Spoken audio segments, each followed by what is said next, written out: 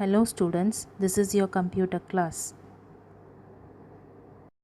We will continue with algorithmic strategy.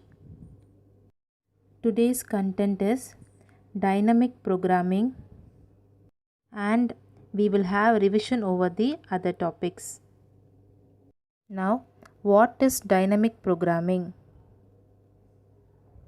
It is an algorithmic design method.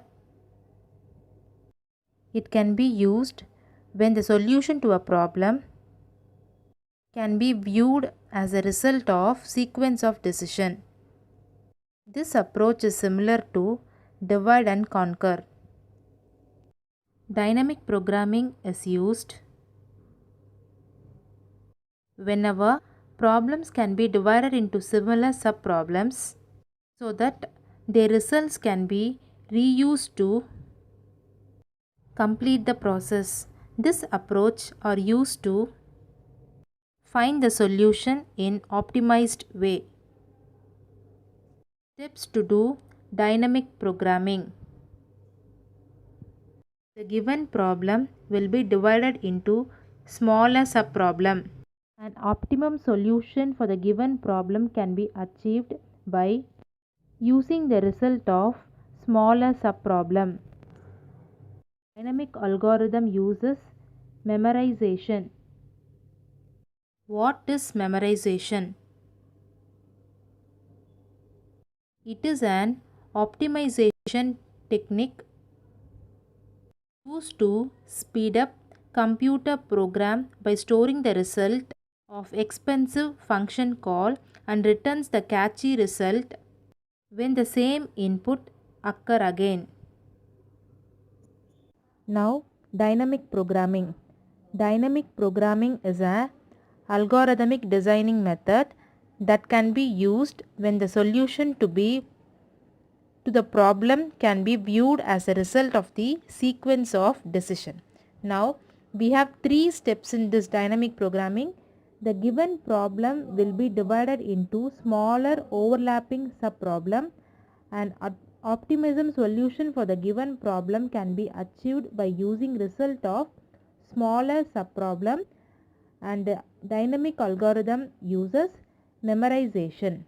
Now we will see the example of Fibonacci series. See, when a value is given as n equal to 10, what will be the output in the case of Fibonacci series? First number will be 0, then 1, then these two numbers will be keep on adding. So 1 plus 0 is 1, 1 plus 1 2, 2 plus 1 3, 3 plus 2 5, 5 plus 3 8. So this is called as Fibonacci series. The n value, whatever n value you give, till that you will get the series. This is Fibonacci series. The logic behind this Fibonacci series is they are declaring fib 0. This is the variable name. Fib 0 is equal to 0. Fib 1 is equal to 1. Then for 2 you are adding fib 1 and fib 0. This will be keep on going till fib n is equal to fib n minus 1 plus fib n minus 2. Now Fibonacci's iterative algorithm with dynamic programming approach. We will see the example and algorithm for that. First step is you have to initialize f0 is equal to 0 and f1 is equal to 1. 0 and 1 will be the first and second value. Then step 1, print the initial value of Fibonacci's f0 and f1, that is 0 and 1 will be printed. Then from next step onwards you have to calculate the values. How will you calculate? You will add the before elements. Calculate Fibonacci's fib is equal to f0 plus f1. Now assigning f0 is equal to f1, f1 is equal to fib. Print the next consecutive value of Fibonacci's fib. Now this is the logic, and from step 2 it is the loop statement which has to be continued. So it will be keep on continuing till you achieve your n element. This is the example for dynamic programming approach. So we will have the revision over the fourth chapter, algorithmic strategy. So we started with what is algorithm. Algorithm is the finite step of instruction to accomplish a particular task. It is a step-by-step procedure for solving a given problem. And we saw example for algorithm. Whatever we do, the steps has to be specified. It is the manual work which is done before writing the programming language. Then we have 5 important terms, that is searching. Searching is to search an item in a data structure. The methods, the techniques we use for searching is linear search and binary search. Second one is sorting. Sorting is a process of arranging the data. You can arrange the values, data in the form of ascending or descending order, and the methods we use here is bubble sort, insertion sort and selection sort. Third one is insert, to insert an element in a data structure. Fourth one is update, to update an existing element in a data structure. Last is delete, to delete an existing item in a data structure. The way of defining an algorithm is called as algorithmic strategy. Then we have the characteristics of algorithm. So when you go for the characteristics, first one will be you can give any number of input and there will be only one output.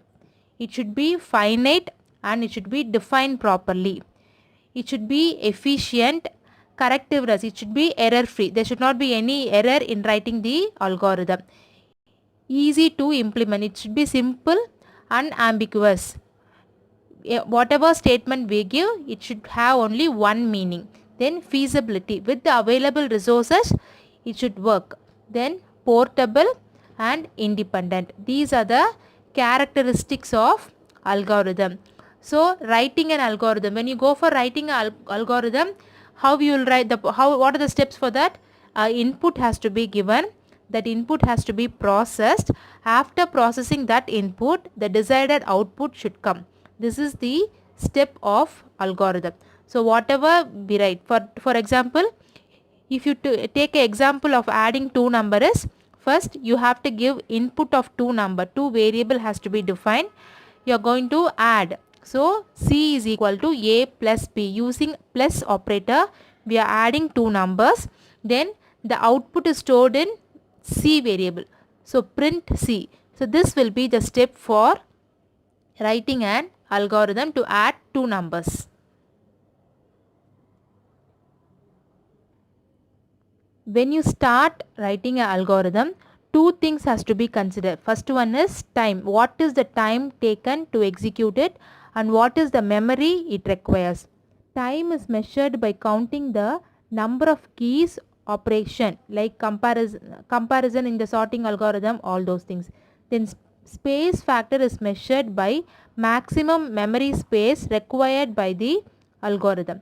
The next one is we have different factors that determine the efficiency of an algorithm, that is speed of a machine, compiler and other system software tools, operating system, programming languages used, volume of data required. The best algorithm is to solve a problem in less space and takes less time to execute the instruction to generate the output.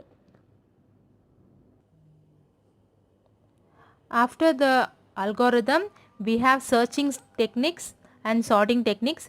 Each one is given with the example. Then only we have the dynamic programming approach. By this lesson gets over. This is for today's class. Remaining we'll see in the next class. Thank you.